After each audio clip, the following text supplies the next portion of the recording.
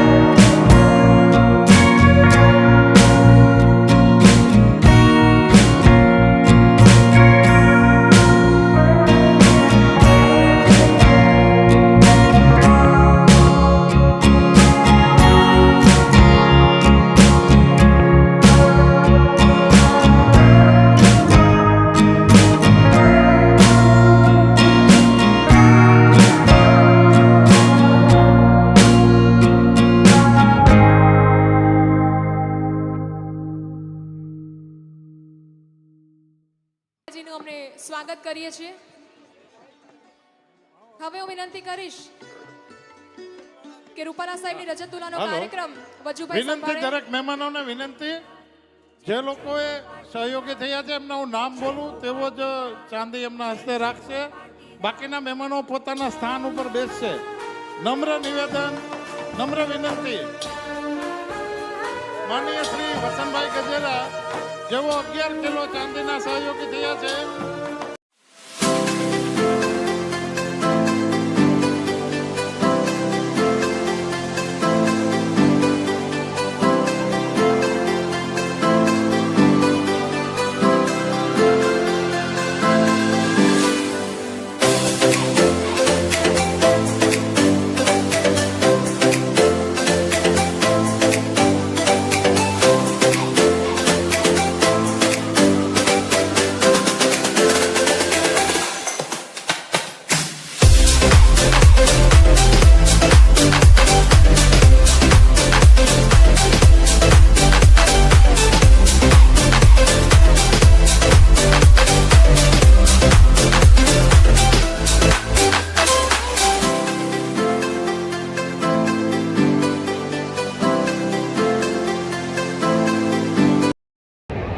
સાહેબ તમારું નામ શું?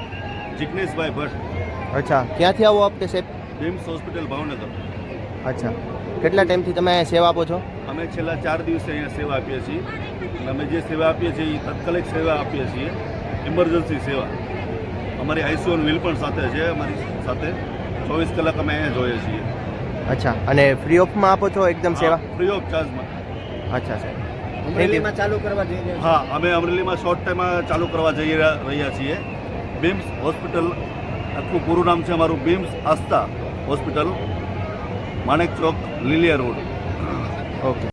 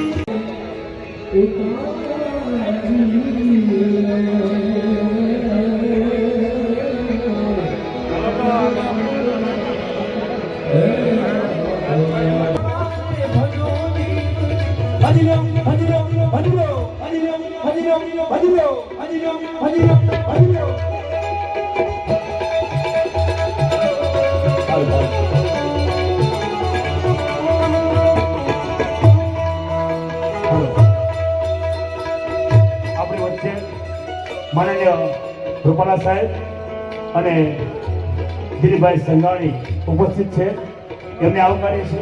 સાથે સાથે મુકેશભાઈ સંઘાણી પણ ઉપસ્થિત છે, એમની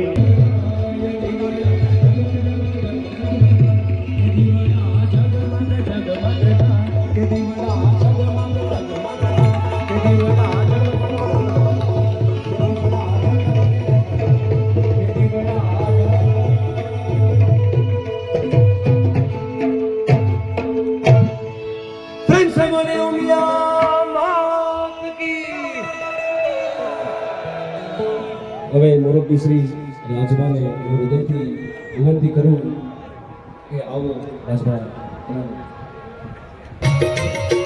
માતાજીના ખોગે હાકલા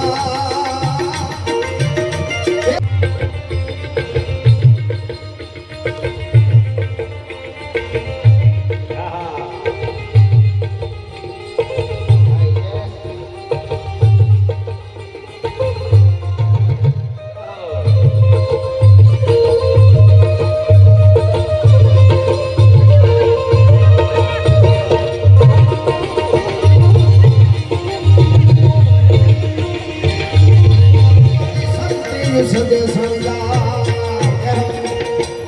હવે હા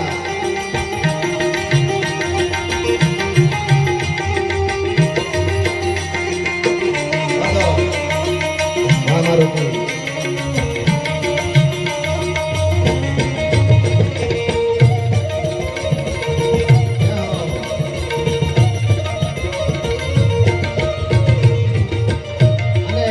અમુક દુહાઓ એવા કહેવા છે, આજ આવો વર્ગ મળ્યો છે એટલા માટે, પણ એક દુહો એવો છે આપણો લોક સાહિત્યનો.